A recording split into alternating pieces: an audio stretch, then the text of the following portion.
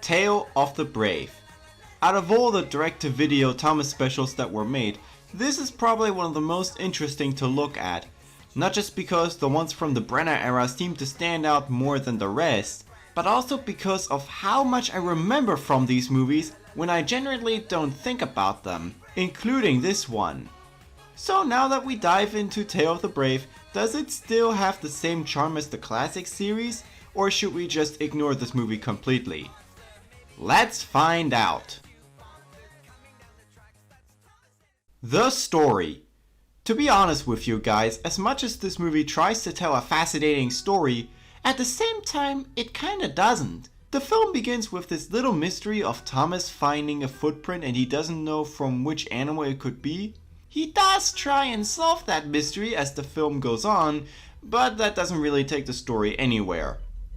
A good chunk of the story is about Percy worrying so much that maybe a monster made those footprints and James teasing him for that, and later on he tricks Percy with a hunk of scrap. The story just feels so confusing and disorganized, especially when they add side plots to it in order to make this film one full hour long. It's not the worst writing in an animated feature, I will give credit on that, but still it could have been better. The animation. This is the most obvious reason why it was made as a straight-to-video release. Don't get me wrong, the animation does look nice. In fact, I think it's a slight improvement from the previous Thomas special, King of the Railway. We got really nice shading, weather effects, and an awesome action scene at the end.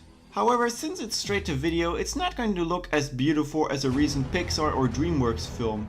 And since this film has a weak script, then the animation really needs to pick everything else up in order to make this movie at least decent. The characters. When you have a story that isn't very well written, then there's always a chance where your characters are going to fall down with it. For starters, let's look at the new characters, which are Gator, Marion, Timothy, and Reg. Gator, who's our main new character, is fine, and he does have an interesting backstory and a message about being brave. The rest, on the other hand, well, just like most of this movie's story, even they feel like filler in order to make this one full hour. They do get used later on in the show itself, Marion in particular, but since they don't have a lot of screen time, it's pretty much next to impossible for them to even care about. Not to mention that Reg's appearance doesn't even add up to a minute. But what they did to some of the old characters is just unforgivable.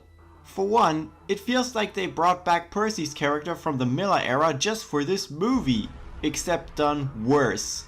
Not only is he a scared, childish, whiny wimp, but he's also an unlikable grumpy grump because the others don't believe him after James tricked him. Speaking of James, this is where his character is at its worst.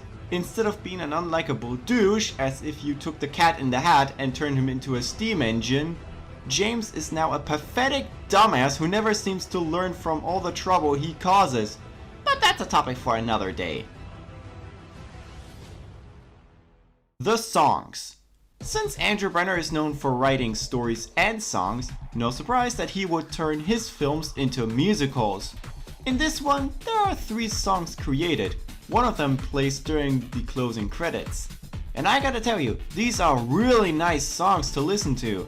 They are very well executed and especially fit really well with a monster mystery type movie.